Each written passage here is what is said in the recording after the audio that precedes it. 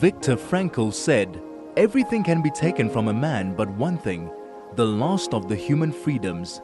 To choose one's attitude in any given set of circumstances, to choose one's way." This is Finding Human with Sue Jackson. Stay tuned for the next hour as Sue explores the human psyche, what makes us tick, and how to live better, more fulfilled and more meaningful lives. Only on 101.9 High FM. Hello, this is Sue Jackson on 101.9 High FM on the Finding Human program, and my guest today is Rebbetzin Sara Yoheved Rigler, and I'm looking at her on the computer, and that when they said just now about inspire others, that's certainly what we're going to be trying to do today, and I know you will do that. Rebbetzin Sara, welcome. I would like to just introduce you a bit.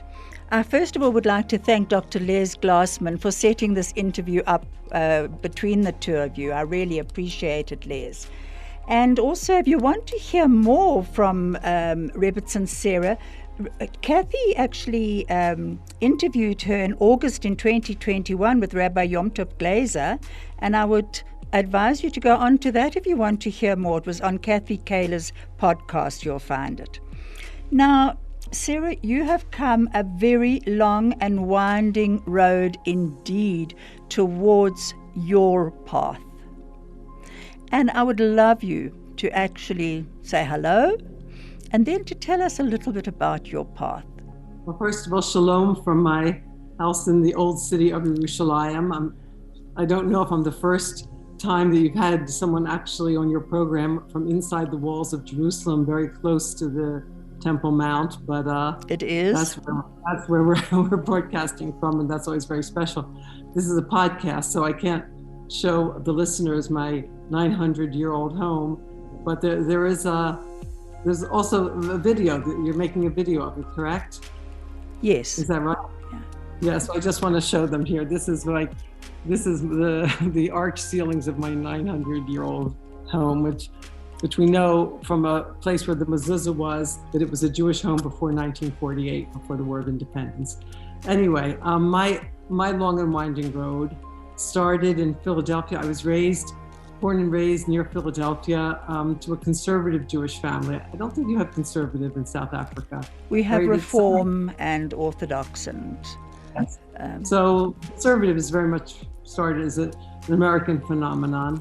Yeah. But so we were very into the synagogue. My father was the life trustee of the synagogue. We went to services every Friday night, late Friday night services, kept kosher at home, but we didn't learn Torah, and we didn't know real Judaism, and it didn't feed me spiritually at all, although I was very, very involved in it. You know, I was the head of my synagogue youth group, and I was went to afternoon, 2 nights a week, Hebrew school. I didn't go to Jewish day school. I went to public school, and then 2 nights a week I went to Hebrew school until I was 18 years old and went away to college. And then I went to a secular Jewish university called Brandeis.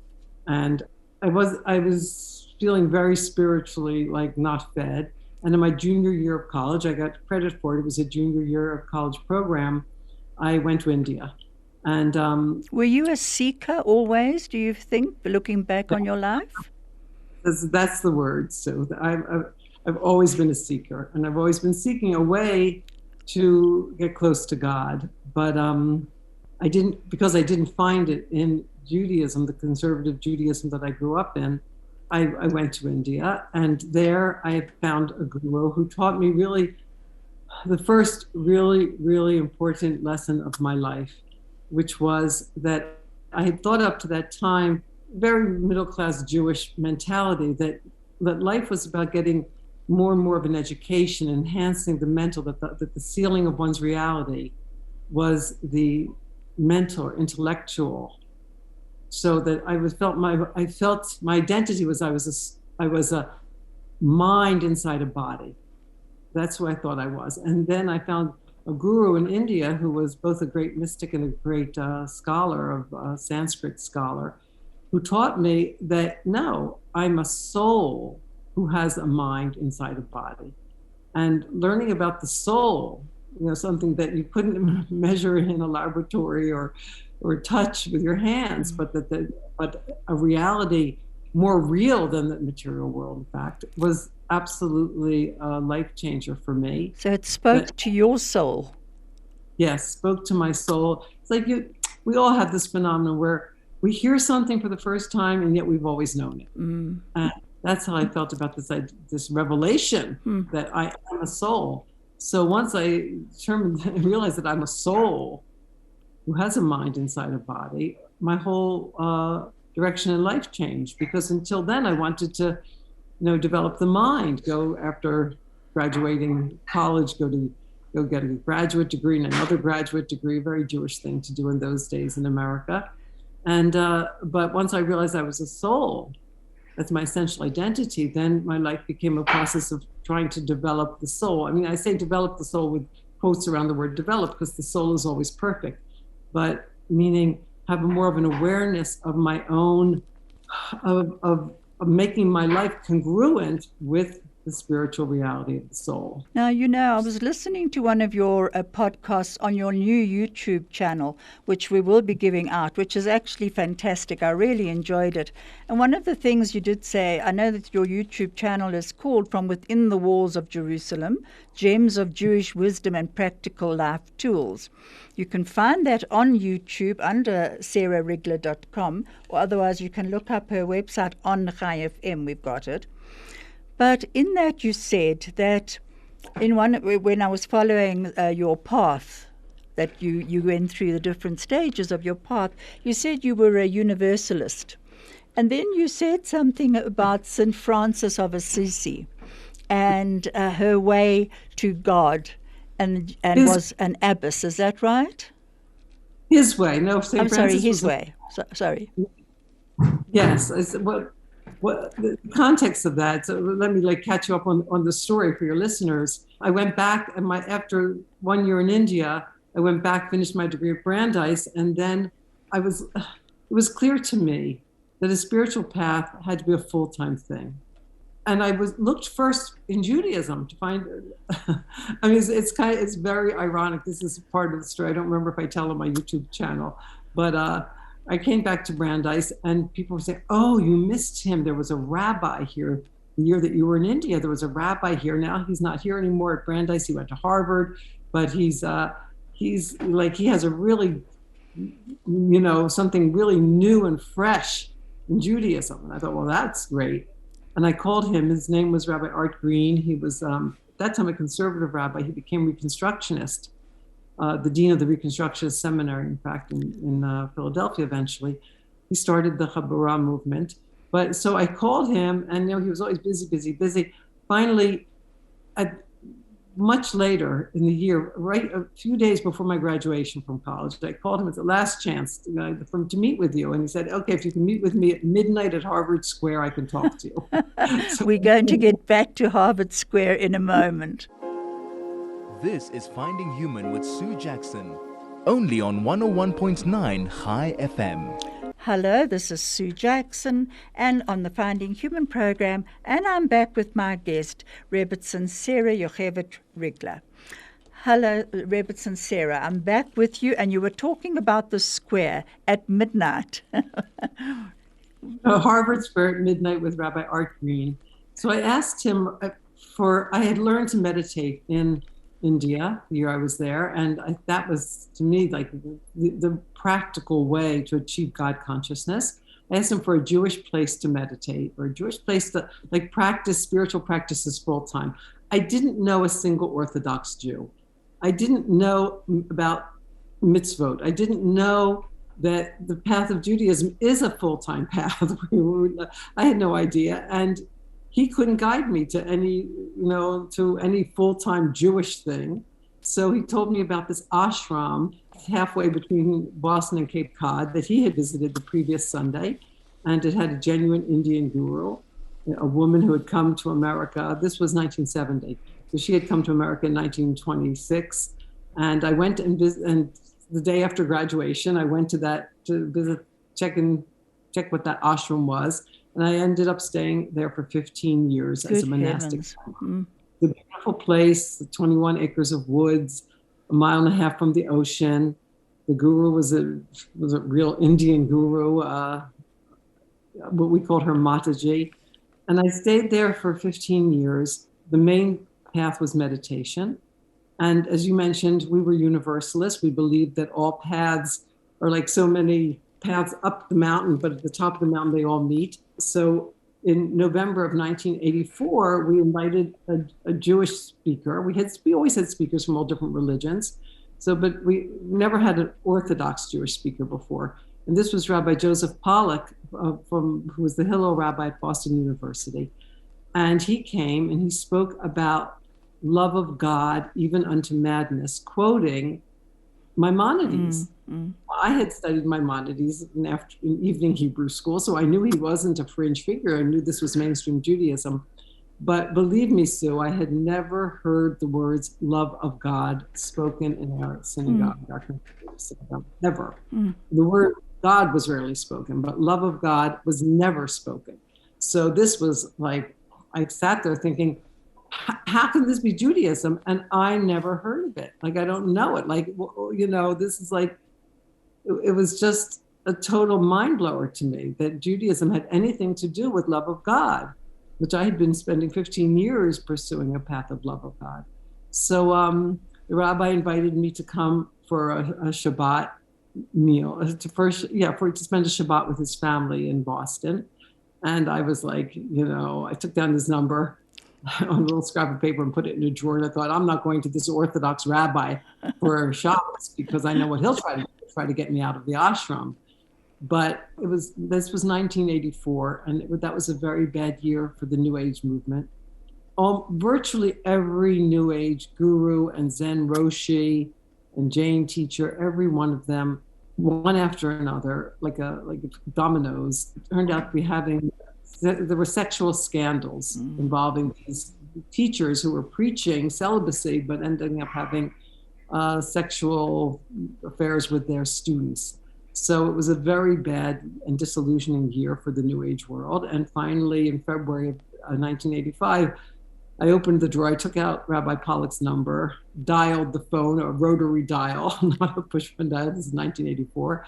And I went to him for a Shabbat. And it was very nice. And at the end of that Shabbat, he was doing a Malava Malka, a Saturday night song fest at a certain synagogue, Rabbi Nehemiah Poland's synagogue in Everett, Massachusetts, like a suburb of Boston. And he invited me to go along, and I went, and he played, music on his guitar, and it was very nice ruach. But I picked up a brochure in that synagogue. They were doing this spiritual series. Rabbi Pollack was one event, but coming up in 2 weeks was going to be Rabbi David Din, who had come from Borough Park in Brooklyn. And he was going to be teaching on Judaism as a yoga. And I thought, wow, I've got to go hear that. So I went. And he spoke the words that totally changed my life. He said that the word halacha, and I knew the word halacha meant Jewish law. He said the word halacha comes from the root word meaning to go, to walk. He said Judaism is a spiritual path. It takes you somewhere. And I thought, oh, you kidding? I knew thousands of Jews. I went to Brandeis when it was 80% Jewish. I came from a very strong Jewish community in the Philadelphia area. I knew literally thousands of Jews, and I didn't know a single Jew who regarded Judaism as a spiritual path that takes you somewhere. So I heard that, and I was like, what? If Judaism is a spiritual path that takes you somewhere? It ended up, I had written a book that year. It was a biography of my guru's guru, Swami Paramananda, and she gave me as a reward $2,000 and 2 months to go anywhere I wanted. And when I came to the ashram in 1970, we were getting $10 a month, pin money. All our expenses were taken care of. And by the time I left, we were getting $20 a month. So $2,000 was a huge amount. And I ended up following Rabbi David Din down to New York, to Brooklyn, and learning with him and another rabbi named Rabbi Meir Fund. And Rabbi Meir Fund said to me, if you really want to learn Judaism, you have to go to Jerusalem. So I came to Jerusalem in the end of June 1985. And I started learning here at a place called Neve Yerushalayim. I'm sure that some of your listeners have been there. It was built as a English-speaking yeshiva for my women. daughter was there. So I'm sure many of your listeners know about Neve Yerushalayim. It was an amazing place. I mean, really teaching Torah, and Rebbetzin Tzipora Heller became my Rebbetzin very quickly. I followed her around from class to class. I was just blown away by her intellectual brilliance. I mean, I never met anybody before or since more brilliant than Rebbetzin Heller. Just like photographic memory, like just knew everything. But in addition to that, she was the mother of, at that time, 9 children, so eventually 14 children. And just combined everything. She combined devotion to family, devotion to God, devotion to Torah learning, Hesed, doing, like helping people in major and minor ways. And so when my 2 months was over, I meditating at the Kotel one midnight. Midnight seems to be my time. And it was clear to me that it was the will of God for me to stay in Jerusalem, and I did. So when you asked me before about this quote from St. Francis, the quote is by Nicholas Kazantzakis' book called St. Francis, which is a fictionalized version of the life of St. Francis, a saint in the Catholic Church. And he has St. Francis going to the holy man and saying, "What is the way?" And the holy man answers, "What is the path?" The holy man answers, "It's not a path, it's an abyss. Jump." So I jumped. You've jumped many times. Yes, I did. And you know, Rebbetzin Sarah, what I'm hearing also is as you've jumped, you've also jumped from the shoulders of giants who have helped you to jump over that huge abyss. And so you have had people come into your life, whatever they were, whether it was at the ashram, but they're people who have inspired you to move that step forward. Yes. I was very completely blessed, again and again, as you say, Sue. The very first night I came to Israel in 1985, I met not only Rebbetzin Heller, but I met the Rebbe of Amshinov, who became my Rebbe. And in those days, it was possible to see him. It was almost easy to see him late at night. But nowadays it isn't. But he has been my guide and my Rebbe since then. And I also became, just that first summer, I became acquainted with Rebbetzin Chaya Sara Kramer, about whom I wrote, became very, very close to her. Hidden Tzaddik, as they say, the Judaism that the world is sustained on the merit of 36 hidden tzaddikim. So her husband was thought to be one of those 36, Lamed Vav Tzaddik. But I'm sure that Rebbetzin Chaya Sara was also one of those 36. And I wrote my first book, Holy Woman, about her. Let me just pick up on that, on your books, because you are a prolific writer, and I have many of your books. I would actually recommend that whoever's listening in, please go on to Sara Rigler, Yoheved Rigler's website, and look at the names of her books. Lights from Jerusalem, Battle Plans, God Winked. Oh, I love that. The other one that I also loved was Lessons from Spiritual Adventures. Heaven Prince, I loved.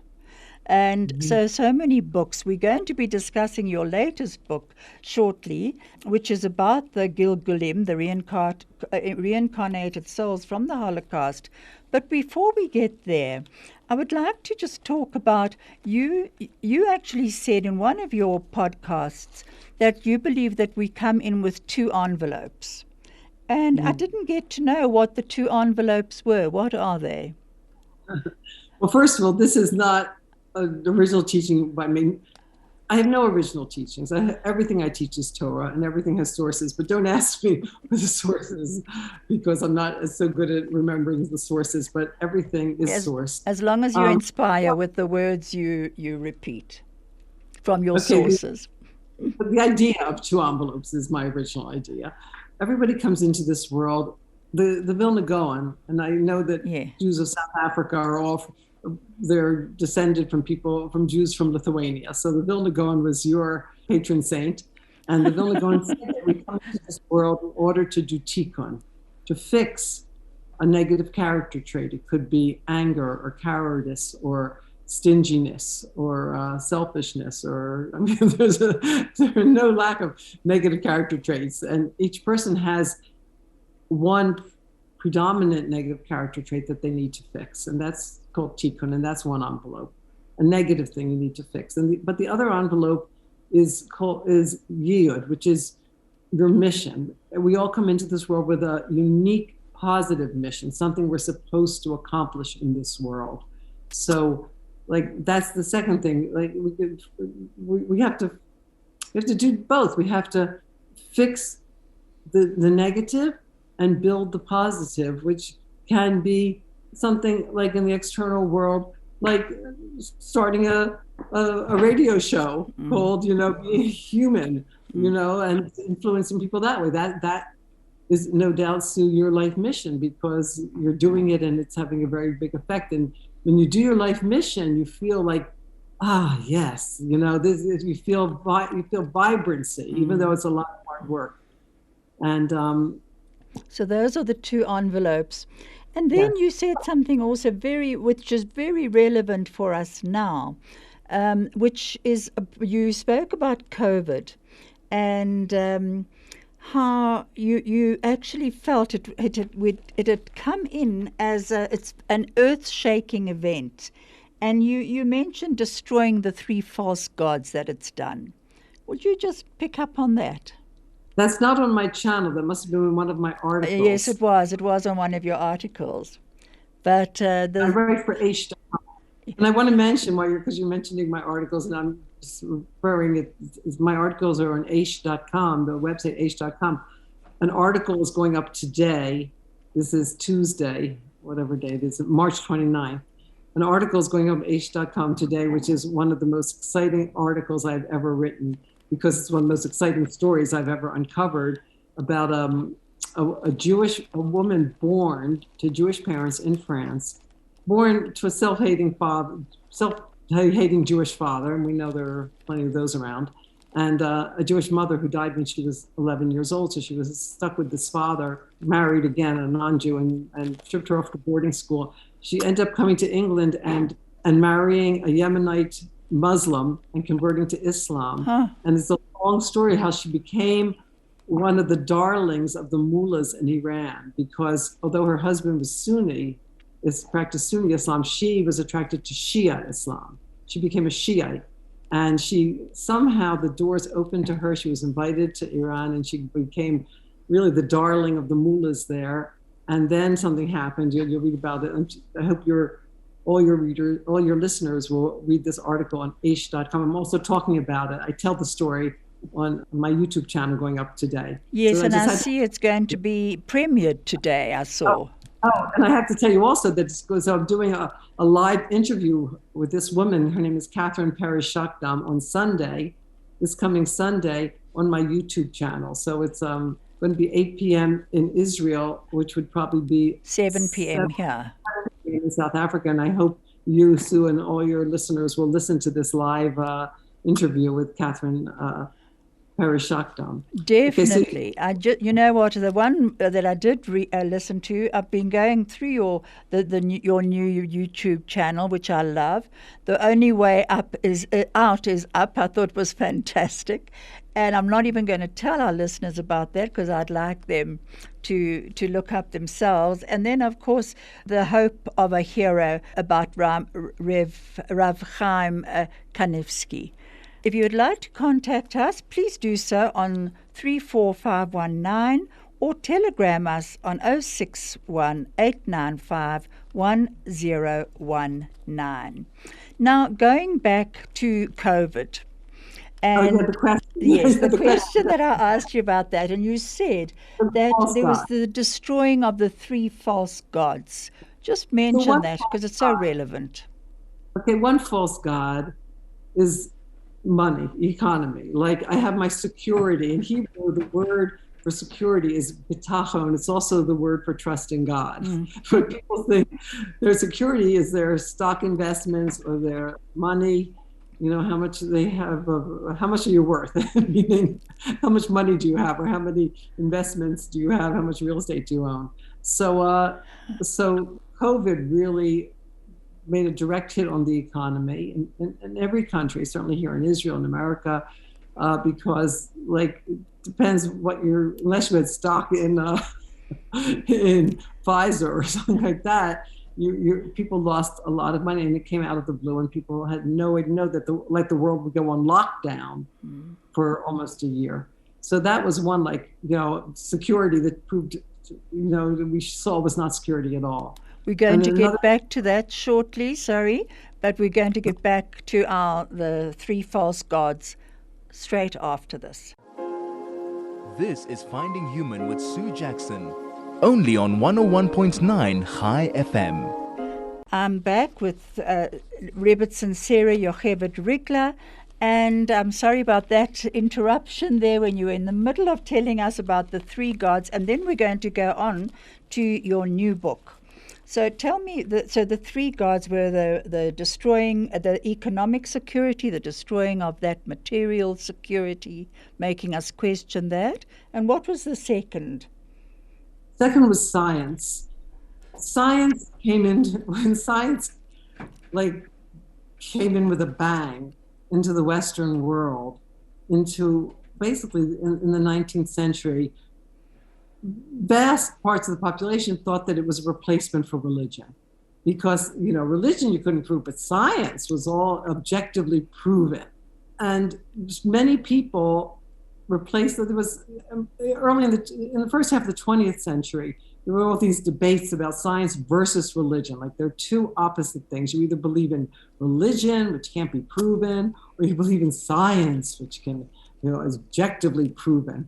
And I think COVID has shown us that, with COVID, we kept looking to the scientists, and they said contrary things, and they kept going back on those. So the need for mask or not mask, the need to, I live in Israel. I'm triple vaccinated, but there were a lot of major scientists from Harvard and Yale and Cambridge, and Oxford, who were saying that that there might be dangers to the vaccination. Scientists were contradicting themselves, and we should have learned this years ago when the scientists who discovered the Big Bang theory, which said that the universe had an origin and a point of time, which really validated the theologians and the Torah, which says, Bereshis bara Elohim, that God created the world at a point of time. Before that, scientists had believed that the universe was eternal, that it had no point in time of origin. So Albert Einstein is brilliant, the greatest scientist. Albert Einstein didn't believe it. He wouldn't believe it because it just went against his whole way of looking at the world, and he had to actually go to where they had the Hubble telescope, where they had heard these echoes of the Big Bang, and it took him a couple of years to allow himself to let the evidence convince him of something that went against his worldview. And I think that science is definitely a false god. Not that we have to rely on science for so much. We believe that science encapsulates, the objective truth of the universe. But it can't control the universe. It's a false god. And then the other false god that you did mention was the political system, the chaos politically. And, yes. we can actually have a whole program on that, and also on Ukraine and the Jewish prime minister and president at the moment, which I think falls very much into your next, what we're going to be discussing now is I've Been Here Before, because I find it particularly interesting that in this time of absolute chaos, who should be standing out there but Zelensky and Glassman as the prime minister. The Ukraine became the first country other than Israel to have a Jewish head of state and head of government. So I think that can follow on where we are going to be discussing now.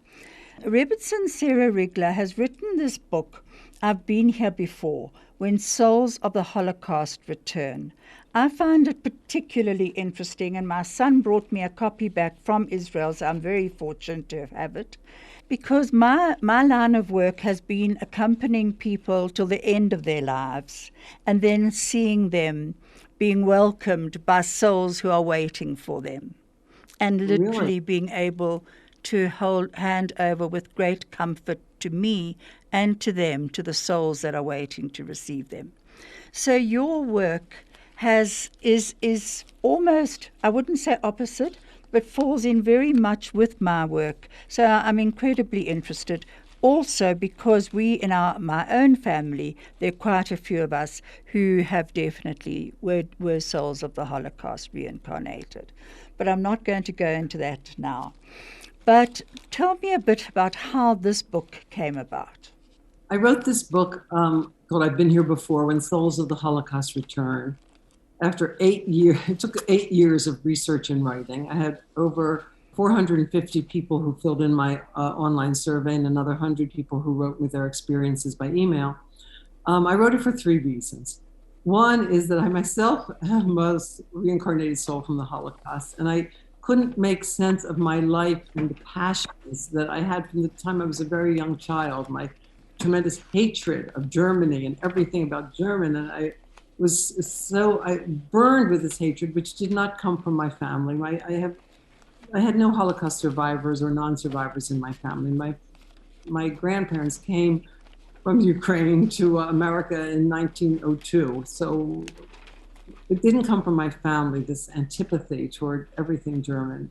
And I didn't understand where it came from when I was 14 years old. I was starting at high school. I had to pick a foreign language to learn. So our choices were French, Spanish, or German. And all my friends chose French or Spanish, and I chose German. And my friends said, why would you choose German? You hate everything German. But I had such an obsession with it. People ask me, how do you know whether you're a soul from the Holocaust? Some people have dreams. Some people have flashbacks. Some people have, deja vu experiences, all kinds of things. I talk about a different chapter in my book for each thing, phobias. But the common denominator of reincarnated souls of the Holocaust is they all have an obsession with the Holocaust, in which manifest in one of 2 ways. Either they have to read everything that's written about it, and see every movie and just go to every museum, or the opposite. Absolutely. They cannot bear to read anything or see any movie or go to any Holocaust museum. So, but there's always that obsession with the Holocaust. So the first reason I wrote the book was to let out of the closet all these people like me. Oh, and I didn't say that. So I was 14 years old. I decided to learn German. And after 1 week of German, I had a dream in fluent German. And I couldn't understand any of it until I learned about reincarnation. I learned about reincarnation in India, but it is a Jewish concept. And the whole second chapter of the book discusses that, the Jewish sources of the idea. It's called Gilgul Neshamot, the recycling of souls. We're going to get back to that shortly. This is Finding Human with Sue Jackson, only on 101.9 High FM. Hello, this is Sue Jackson on 101.9 High FM, and I'm back with Rebbitzin Sara Yoheved Rigler, and we're talking about her new book, I've Been Here Before. And I'm sorry I had to interrupt you there. And Rebbitzin, you were in the middle of telling us about your actual own, your experience. You'd been learning German, and then you had this dream of fluent German. Yes, So when I learned about reincarnation, I understood that suddenly it was like all the puzzle pieces fit. Without the concept of reincarnation, I couldn't understand my own life and the passions I felt and my experiences. I also had a panic attack in Vienna on my way back from India, and I was 21. It was really like I had everything only fit when I put in the puzzle pieces of reincarnation. But I certainly wasn't going to talk about this to anybody because they would think I was weird. But sitting here in this living room from where I'm broadcasting today, your 900-year-old Jerusalem home. Yes. So I was sitting on the couch with my friend Sara Zeller years ago, maybe 10 years ago or more. And I confessed to her that, I think I'm a soul from the Holocaust. And she said to me, so am I. And she told me about experience that she had as a 4-year-old child. When a 4-year-old child has an experience, it didn't come from reading a Holocaust book or seeing a Holocaust movie, because obviously parents don't expose young children to that kind of thing. Anyway, and also most of the people whose testimonies I cite in my book were born within 10 to 15 years after the Holocaust, when there were not. It's hard to believe today when there's so many Holocaust books and movies out. But in those days, there weren't. There was like one Holocaust book coming down to Auschwitz. I remember reading it over and over again as a 13-year-old. Anyway, I realized that this was a huge population of people who are reincarnated souls of the Holocaust. And each one of them, when they filled in my survey, people always said, oh, I thought I was the only one. Like everybody thought they were the only one, and they thought they were crazy or something was wrong with them. But it turns out this is a massive phenomenon. So most of them were born after 1945. Yes, almost all of them. You have a couple. I think I have 2 people in my research among my research group who were born before 1945, which, obviously, look, the Nazis started killing Jews in Poland when they invaded Poland September 1st, 1939. So a person died in 1939 and come back like 1943. Dr. Miriam Adahan, the famous psychologist, was born in 1943, and she is a reincarnated soul from the Holocaust. But most of them, yes, were born after 1945, between 1945 and I'd say 1960, like about 80% of my research sample. And Rebbetzin, so many Jewish people that I have spoken to, certainly, as I say, in our family, we're very much believers of reincarnation, having experienced things ourselves. But so many people don't believe that it's a Jewish belief. It actually has amazed me how many people don't think it's a Jewish belief. Yes, well, so that kind of amuses me, because I don't know what branch of Judaism they believe in, but among Orthodox Jews, you're either Hasidic, and of course the Baal Shem Tov was very much into Gilgul Neshamot and told many stories about, explaining why this person is going through this because of what happened in a previous Gilgul. Or you come from that Lithuanian strain that most of your people in South Africa are from, and that is sourced in the Vilna Gaon. And the Vilna Gaon assumed Gilgul Neshamot as a given. I mean, nothing to talk about, So I think it comes from, again, this feeling of has to be scientifically corroborated in order to be true and everything, which is not Jewish at all. What are our sources? So my favorite source, and I'm just going to quote this and not go into. You can read the book. The second chapter really gives the sources, but the Ramchal, Rav Moshe Chaim Luzzatto, he wrote in Derech Hashem, the book The Way of God, which is a universally accepted classic in the traditional Jewish world. He wrote, God arranged matters so that man's chances of achieving ultimate salvation should be maximized. A single soul can be reincarnated a number of times in different bodies, and in this manner, it can rectify the damage done in previous incarnations, what we talked about, rectification.